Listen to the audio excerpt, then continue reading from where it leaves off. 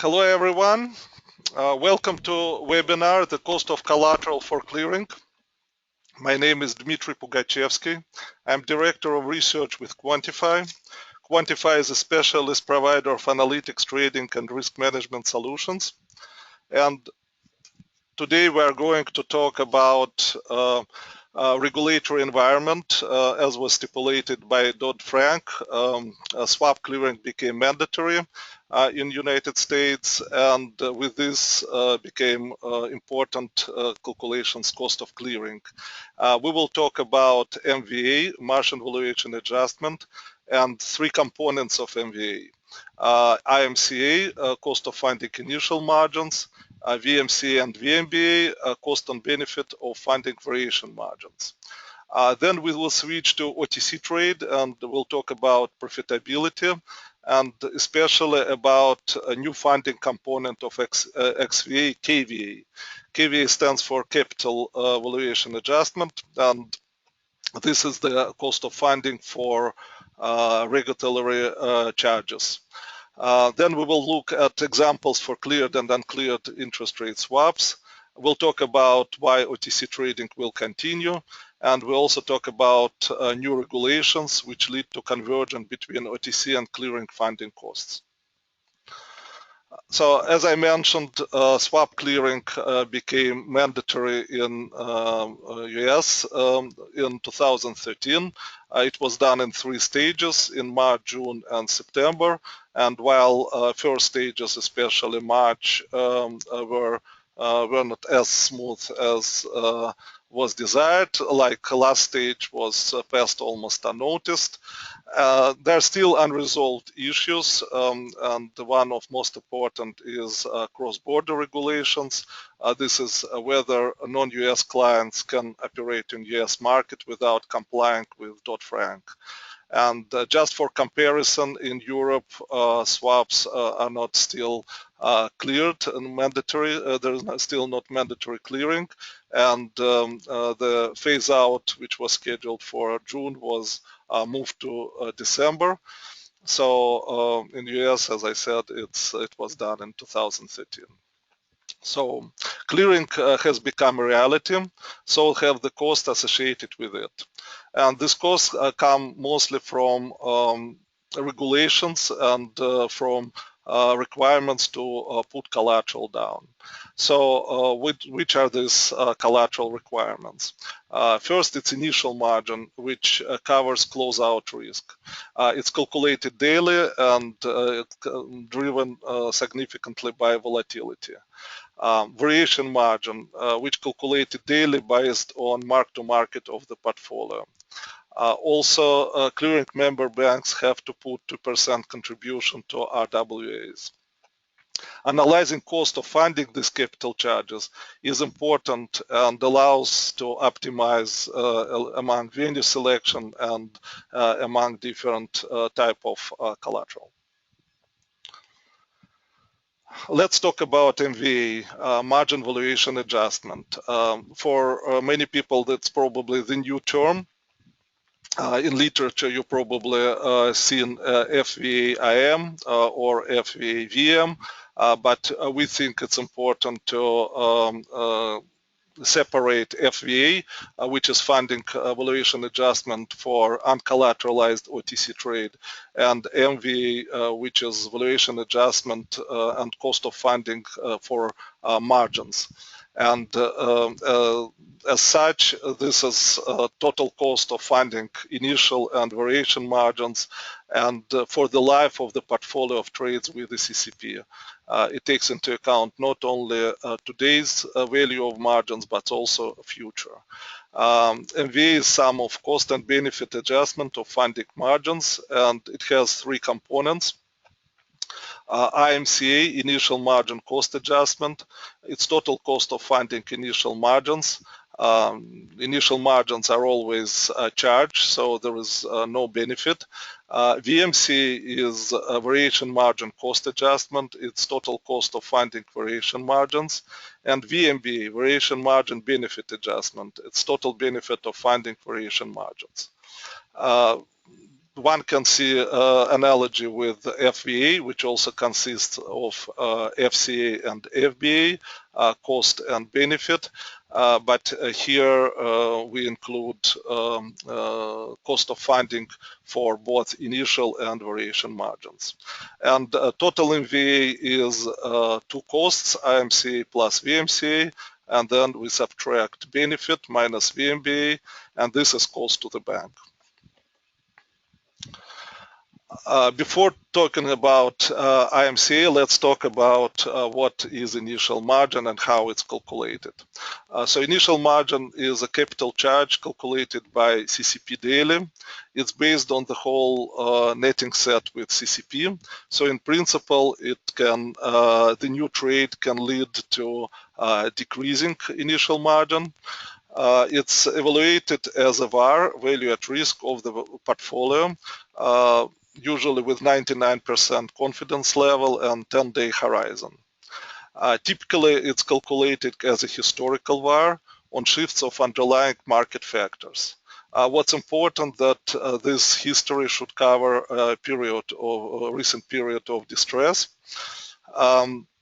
So it's either go like for 10 years or sometimes 5 years, but include some scenario which reflect stress in the market. Initial margin can also be calculated using Monte Carlo simulations, but to do this, one has to calibrate Monte Carlo parameters to especially volatility to historical data, which includes stress period. And what's important to emphasize here that cost of clearing should be based not on the initial margin today, but on IMCA estimated cost adjustment, which reflect the total life of the portfolio. So let's look at how IMCA can be defined. IMCA is defined as expected discounted cost of funding future initial margins, IMT, initial margins at future time T. It's proportional to institution borrowing spread SB, which means that institution borrow at LIBOR plus SB.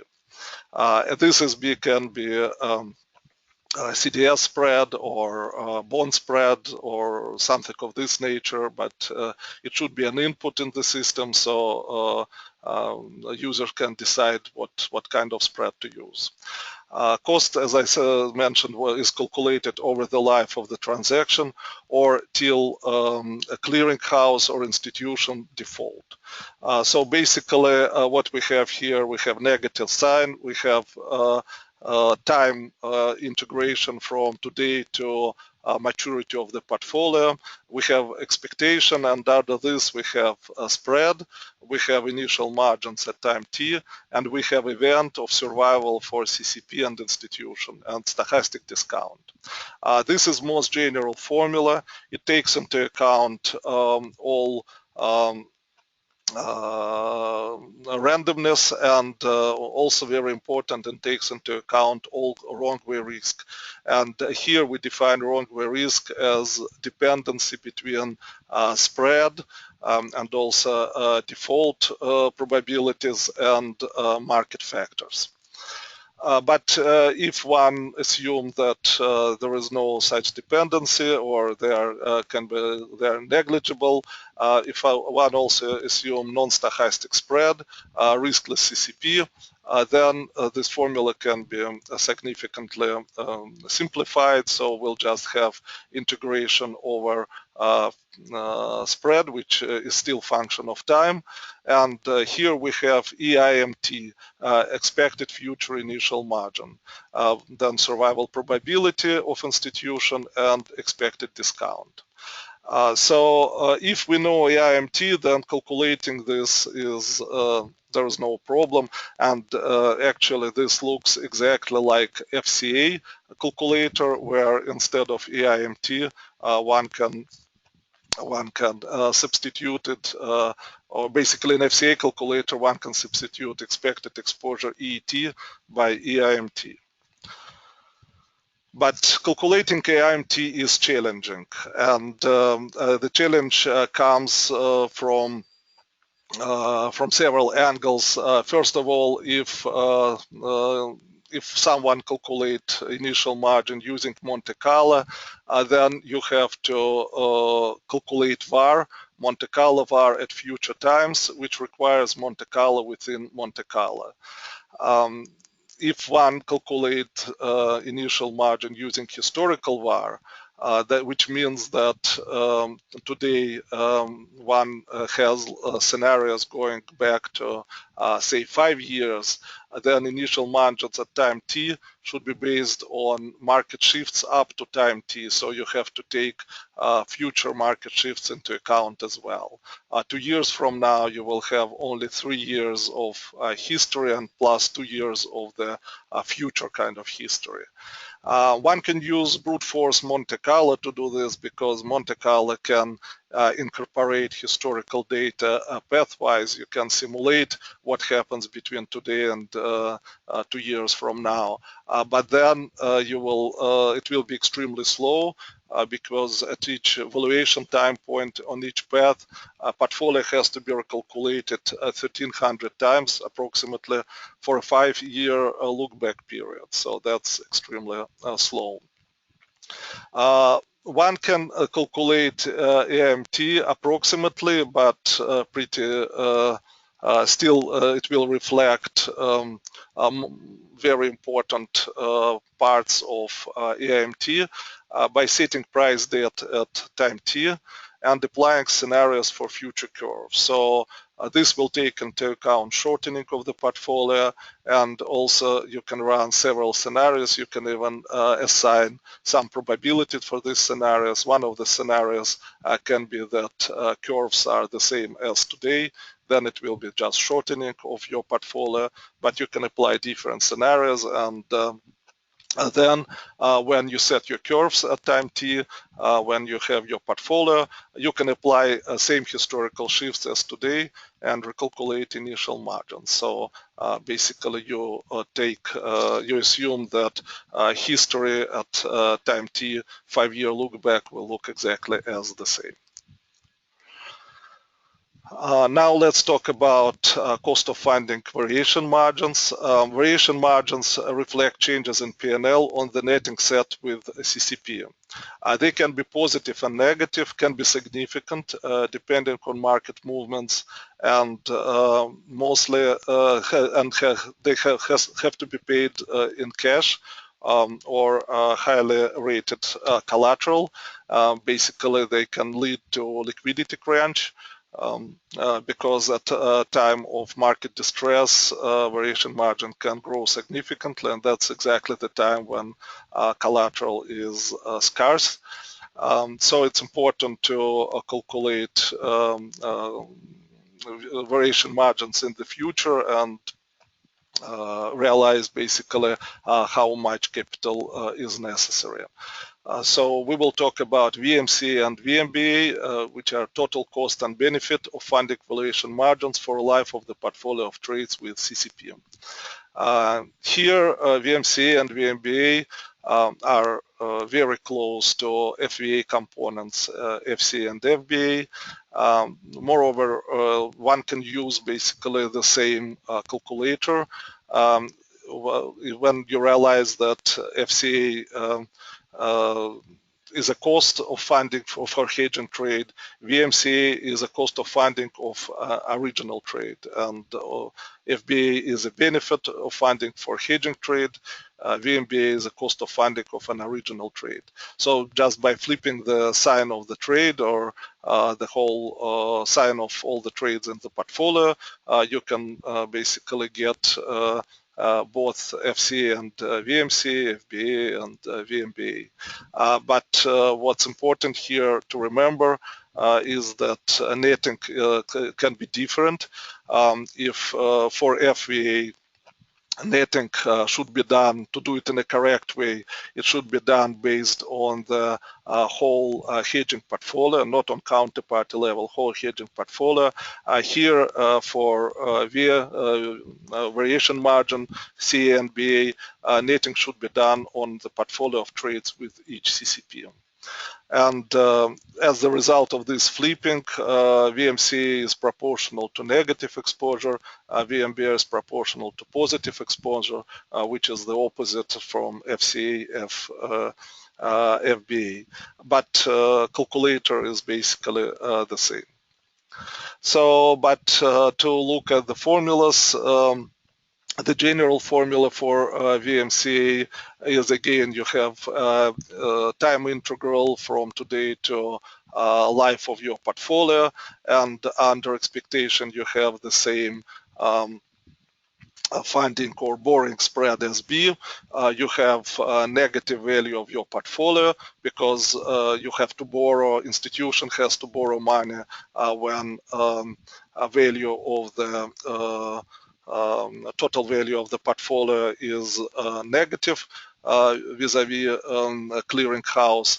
And again, you have a survival event of CCP and institution and stochastic discount.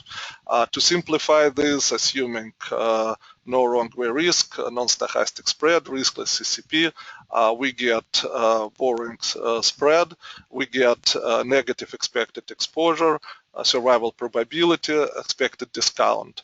All these components are already calculated in FCA, or basically are part of OTC XVA calculations. For VMBA, it's similar, but instead of borrowing spread, the one has to use a lending spread. That should be a separate input. Some institutions use the same lending and borrowing, but it's important to have flexibility. And we know that, for example, for calculating FBA, funding benefit adjustment, many institutions use spread equals to 0. For example, JP Morgan in January 2014, they emphasized that there is no benefit adjustment, and that allows them to avoid double counting with DVA. So once again, a lending spread and borrowing spread should be separate, and then client or users for the system should have flexibility in choosing them. Another difference is that instead of negative exposure, here we take positive, so you get benefit if your exposure vis-a-vis a clearing house is positive, then you have excess cash and you can invest this and get some benefit at this spread. Again, a simplified version, assuming no wrong way risk and CCP is riskless, will look like this. And now this is expected positive exposure, which is usually a part of a CVA calculation. Negative expected exposure is a part of DVA calculation. Total funding cost of clearing. To calculate it, one has to add MVA, and for banks also 2% cost of contribution to RWA. One has to be able to calculate this on incremental basis for each new trade. Netting for MVA should be based on a current portfolio with CCP.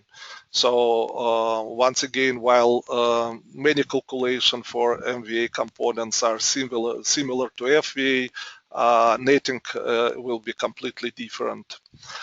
For all components of MVA, IMCA, VMCA, VMBA, it's important to model wrong way risk, though we showed some kind of simplified formula, but wrong way risk, it's important. It defines the relationship between funding spread and market factors, and this one can use it to express views, run scenarios of liquidity risk, because that's exactly what it reflects. Dependency between funding spreads and market factors. We know that during a crisis, during deterioration of markets, spreads increase significantly, and it's important to take this into account. One more development. Recently, US regulators introduced SLR, supplementary leverage ratio, and it has some kind of unexpected effect.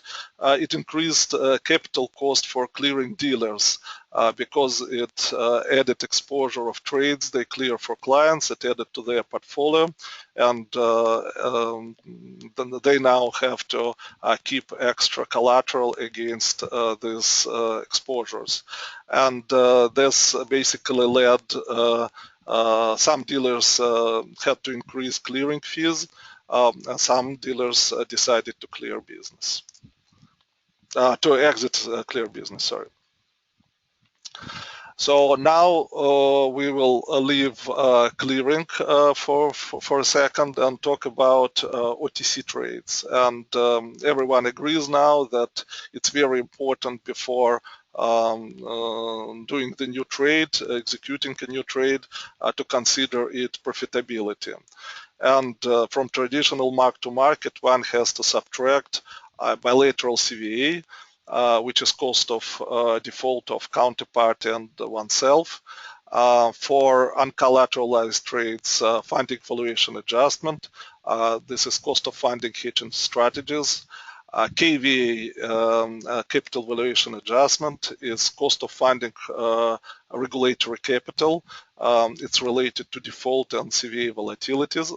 I will talk about this a little bit more detail. If one can calculate this on incremental basis, then one can choose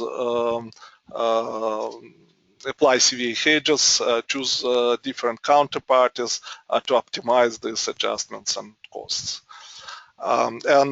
This should be all done in relation to corresponding netting sets, which are different from netting sets in for clearing. KVA, capital valuation adjustment. We decided to talk a little bit more about this because we believe that other parts of XVA, like BCVA and even FVA, is now well understood, hopefully. So KVA is the newest addition to XVA. At least as a name, it's informal name of capital valuation adjustment, and it reflects total cost of funding for capital requirements defined by Basel II, and which are reflected in RWAs, risk-weighted asset, and also stipulated by Basel III, which are basically calculating related to CVA VaR. Calculating KVA should be similar to FCA, its cost, its funding cost, but there is very important distinction. There is no unity in the market which capital funding spread to apply. We call it SKVA. It's also important to have it completely different from SB and SL, which are, just to remind you, borrowing and lending cost. Most market participants of the recent market review cite KVA as biggest source of pricing disparity. Accounting practice is to multiply capital requirement by return on equity, and return on equity used to be 15–18%. Now it's lower, but it's still double digits. But that will be inconsistent with how one calculates FCA, and they kind of similar FCA and KVA. They arise from a requirement to put down capital. So alternative to using ROE would be to use the same borrowing spread SB as it used for FCA. But as we said, there is no unity, and this is still an open question. There is another challenge for KVA, is to estimate expected capital requirement at future times. Again, pretty plausible approximation is by setting pricing date at time t, applying scenario for future curves, and then conduct calculation in the same way as you do for today. To compare results, to compare costs for clearing and for OTC trades, we run tests for three swaps, USD interest rate receiver swaps with 10-year maturity, and we consider three scenarios. At the money swap, which has like current coupon 2.7% and rates flat 2.7%. So it reflects kind of new trade and scenario that rates will stay close to today's level. In the money swap with a high coupon 4.5%, rates flat 2.7%. This is kind of legacy trade where coupon was fixed at the time of high rates, but we assume scenario is that rates stay close to today's level.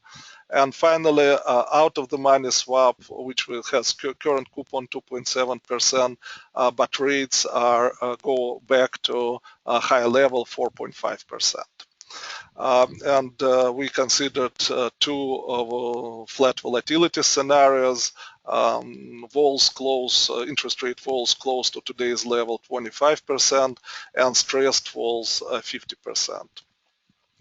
For calculating default probabilities, and we assumed counterparty spread 200 basis points, own spread 100 basis point, recovery 40%. For funding cost, FVA and MVA, we assumed borrowing spread 1% and lending 0, so there is no benefit that, as I mentioned, help to avoid double counting with DVA. Also, that's what we heard banks are using for their calculation.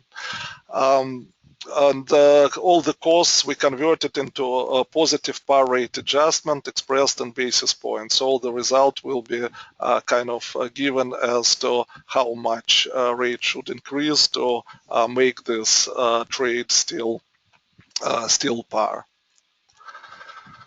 For uncleared interest rate swap, we assume that these trades are uncollateralized, so we calculate all XVA components as BCVA, FVA, and KVA. So as I mentioned, BCVA and FVA are kind of well understood. For KVA, I probably have to give more details. As I mentioned, it comes from KVA RWA and KVA CVA. First component is Basel II stipulated, second is by Basel III. And for calculating risk-weighted asset, we use internal model method. We subtract CVA as now stipulated by Basel III, calculated capital requirements as 8% of RWA, and we applied funding spread 10%. So we still wanted it double digits, but low double digits. But it's still significantly higher than borrowing spread 1%, which we used for FCA. To take into account total life, whole life of the portfolio, we basically use very simple approximation, which we think is good for illustrative purposes for these particular trades, which are basically linear in time. So we basically took today's capital charge, which is 8% RWA, multiplied by 10%, and to reflect the time value, we just multiplied, and linearity of the trade will go from today's level, or exposure will go to linearly down, so we multiplied by T/2, where T is maturity 10 years. For evaluating KVA, which reflects capital charges, Basel III capital charges, we use CVA VaR using standardized IMM formula, assuming counterparty rating BBB, weight 1%, and then use the same kind of simplified formula for taking into account a life of the portfolio, life of the trade in this case. So on the right in the table, you can see results for running these tests. So interesting things are that when you double volatility, then for at the money trades, all costs, all adjustments go up roughly twice, very close to 2 times. So it's basically linear in volatility. Of course, it's idealized kind of trades. Everything is flat, and this is at the money trade. Sensitivity to volatility for other trades like in the money, out of the money is definitely not that pronounced. For in the money, it's almost non-existent. For out of the money, because it's significantly out of the money, DVA is higher than CVA, and PCVA comes as negative, which means that it's a profit. And that defines that basically the total cost is not a cost, it's a profit for out of the money. And other costs or other adjustments are pretty low. And because we calculated KVA using spread 10% and FVA using funding spread 1%, one can see that KVAs are significantly higher than FVA, especially for in the money. And also an interesting detail that Basel III defined KVA CVA is everywhere higher than Basel II defined KVA RWA, roughly 2 times. It's probably happened by chance, but that's an interesting observation. The fact that it's 2 times. Now, if we want to do similar analysis for cleared IR swaps, we consider same swaps, same scenarios, and we want to calculate IMCA, VMCA, and cost of 2% RWA contribution.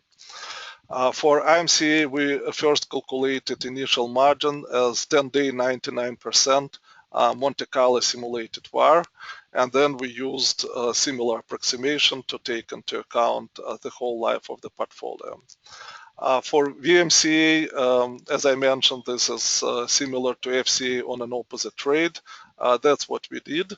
But while FCA has counterparty survival taken into account in calculating VMCA, we assume that CCP is riskless, so there is no this extra survival probability calculation. These are the results. Again, for at the money, as we observed for OTC trades, doubling volatilities lead to increasing all costs approximately 2 times. Similar effect we also have for IMCA for all the trades. The reason is that we calculated it as a 10-day VAR of the portfolio, and the result is pretty linear in volatility. So increasing volatility basically leads to a doubling of IMCA. That's different from what we see for OTC trades. Another interesting thing is that 2% RWA contribution for in-the-money trades becomes a dominant cost, so it's not negligible, and as I mentioned, for in-the-money it becomes the highest cost. So now if we put costs side by side for OTC trade on the left, for clear trade on the right, and just compare them, maybe just looking at totals, one can see immediately that for at the money and in the money trade, cost of OTC is higher, and for in the money it's significantly higher. It's like 15 times higher, the reason for this, as I mentioned, is KVA, which for in the money is dominant. So once again, if somebody calculates KVA differently with a different spread, not 10% spread by 1% spread, that conclusion will be can be completely different. What also interesting to observe is for out of the money trade, cost of clearing is higher than cost of OTC. As I mentioned, cost of OTC is really not a cost but benefit. So if somebody believes that current trade done today or recently, but if somebody believes that rates will go to the higher level, and this is a receiver swap, then if you have a choice to keep it OTC or to go to clearing, maybe it's better not to clear because costs will be higher.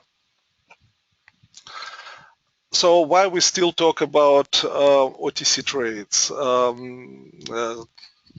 Swaps are mandatory cleared now, but not all the trades. And first of all, clear trades, they present clearing of trade. These trades present costs. We mentioned all of them. Initial variation margin requires significant collateral, most often cash, also 2% RWA contributions. But there are other reasons. Many CCPs do not have cross-netting agreements. So if you have a well-netted portfolio, but you have to send some trades to one CCP, to some to another, that can lead to a big increase in collateral costs. Even some vanilla products like inflation derivatives, options are not currently cleared. And many participants will have exemption, will have an option to clear or not to clear.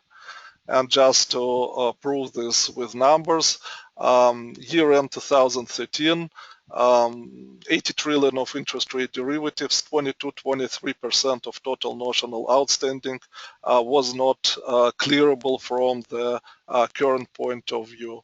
Current status. And if you look at the table or on the graph on the right, you can see that swaptions and cross-currency swap are dominating this statistic.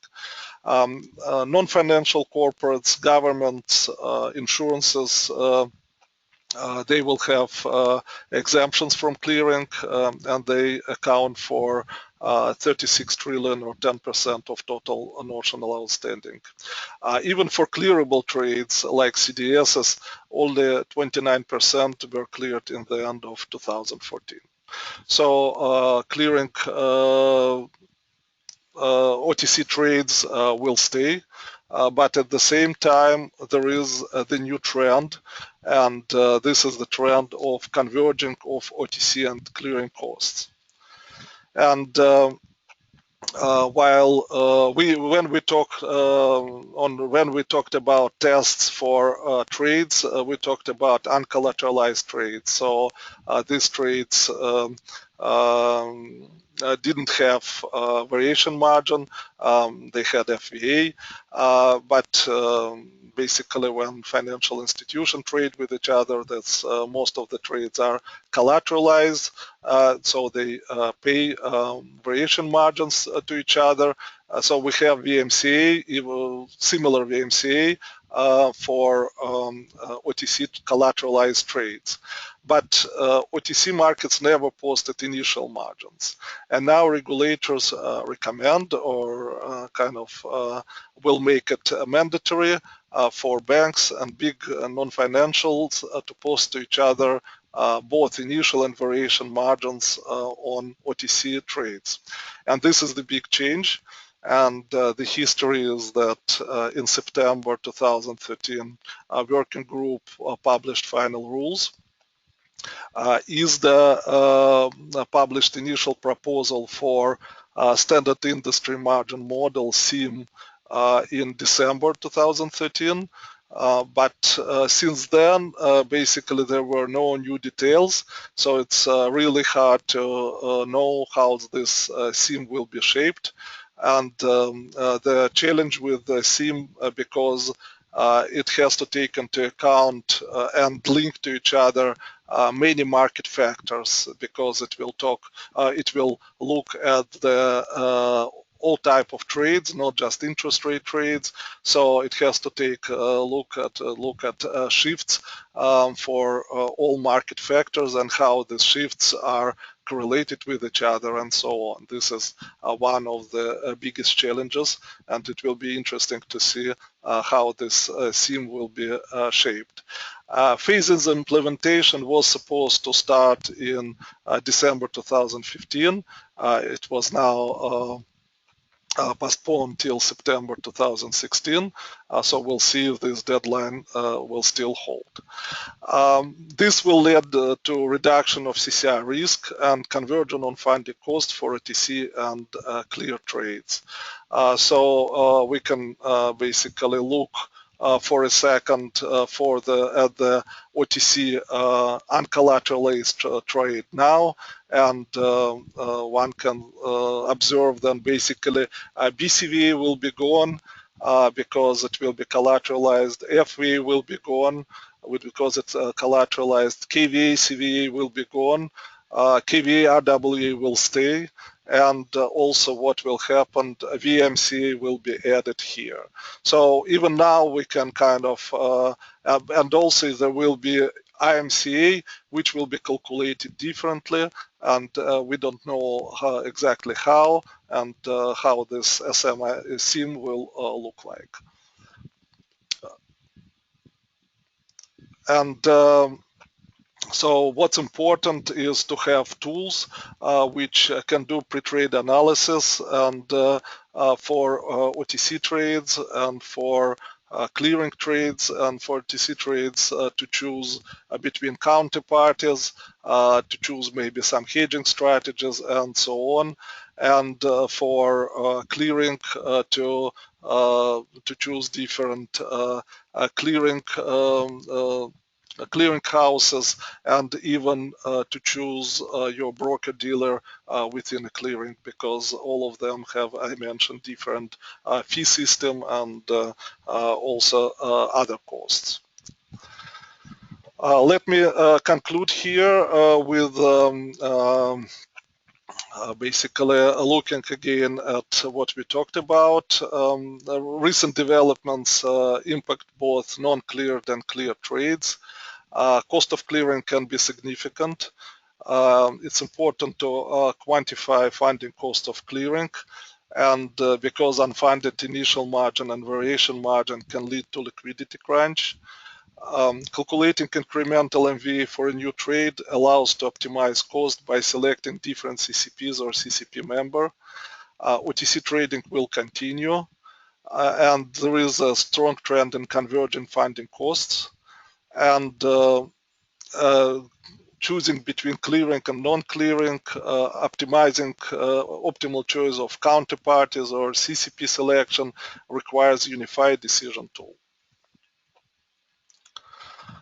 Thank you, and let me pause for questions. And also I would like to remind you that there will be 4 multiple choice questions at the end of the webinar. And if you can please take a minute to complete this, this will be great. Answers will remain anonymous and will be released in the next few weeks. So once again, I received some questions, and I will try to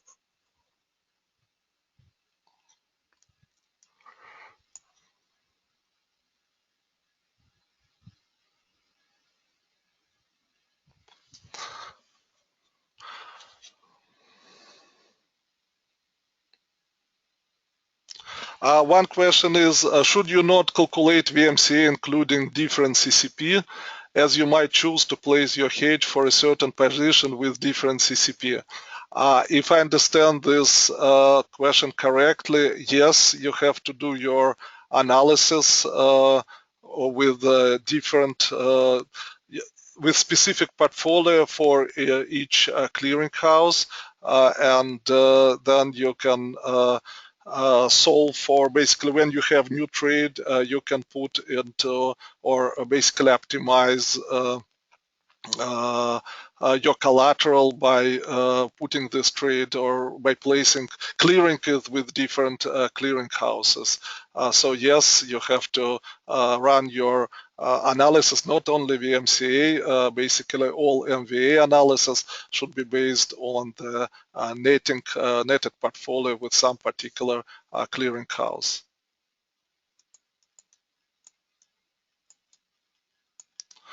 Are you seeing banks now charging for clearing? Uh, uh, yes, we do. As I mentioned, interesting development was that this SLR, new supplemental leverage ratio, is the kind of recent additional charge, and we saw, or basically there was the story, I believe in April in Risk, about Goldman started charging 75 basis points of initial margins per trade. We didn't include this in our analysis because if you have just one trade, it's just less than 1% of IMCA. But if you have, but this is for each trade, so it's not kind of, it can add up to some significant numbers. So yes, and also we saw news about Nomura, which exited a clearing business because of charges and so on. So yes, there is the trend in banks either increasing clearing charges or exiting a business. Another question is how you can characterize lending spread SL. This is kind of not a simple question. As I mentioned, that lending spread is should be independent of borrowing spread. While borrowing spread is similar to CDS spread. With lending, we usually think of this as something of as a kind of basis between CDS spread and bond. This is something which you get on extra, which you get on top of your CDS spread. But once again, what's important is to have flexible input, so one can really choose and exercise their own judgment. Another question.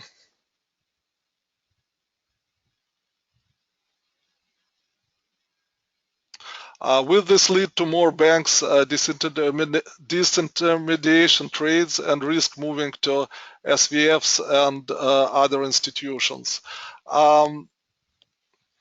That's an interesting question. If what we observe now is that there is some kind of concentration of, first of all, concentration in CCP dealers that as I mentioned, many banks they are exiting this business. Those who stay try to charge more fees and so on. This also will lead, smaller players kind of going out of the business and maybe going out of the trading with customers as well, because these charges which we showed can adapt, can be significant.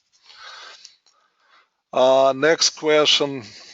Considering an uncollateralized client trade hedged by a CCP trade, don't you double counting funding costs for the variation margin by first charging FVA of the uncollateralized trade and also charging MVA on the CCP trade?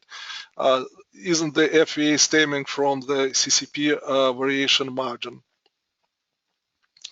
So basically, a question here is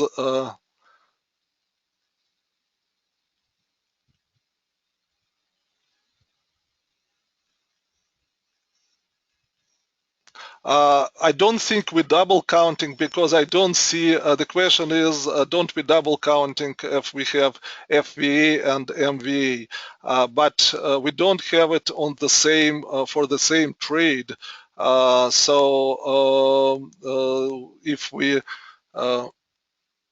If we take into account, yeah, to some extent this is correct, because basically when what is FVA is cost of funding hedged trade, and it depends. Here we assume that hedged trade is done in basically completely collateralized with the other institution.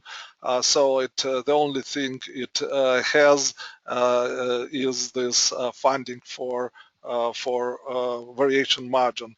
But the question is, if you put this on this hedging trade with the CCP, that probably will be different. That's a good question. One can probably change this. So basically, this FVA then will be defined by VMCA and IMCA, and coming from the clearing house. Yes, you can think as this, right? So basically, depending how you hedge, if your hedge trade is done with counterparty OTC collateralized, or it's done with clearing, your FVA can be slightly different. Yeah, that's a good point. Now, next question is, now CVA and FVA are incorporated in swap pricing. Do you think MVA will be generally adopted as well? Yes, we hope so. As I said, MVA is relatively a new term. Once again, in some literature, it's called FVA-IM, FVA-VM. Sometimes we also observed MVA which included only initial margin but not variation margin, but we think it should be include all the costs which come from the margins, and that's a convenient term. And yes, it should be adopted, because these are costs, and as costs they can be at least they can be analyzed, and then that's a big question, which was also part of the FVA debate, right? What you do with this cost, how much of this you pass to your corporate, for example, and or your counterparty, and to client, and how much you absorb this as a cost. So yes, basically, see, it's related to the previous question. If your hedging trade is done with CCP, then this MVA will basically replace your FVA, and then what you're going to do with this? Will you pass it to client, because this is the trade which led to this original trade with client led to this cost, or you absorb this and can continue kind of trading with client without charging them this extra. I think this is it. So thank you very much for your attention, and thank you for participating in our webinar. And once again, if you can take a survey, that will be great. And have a great day.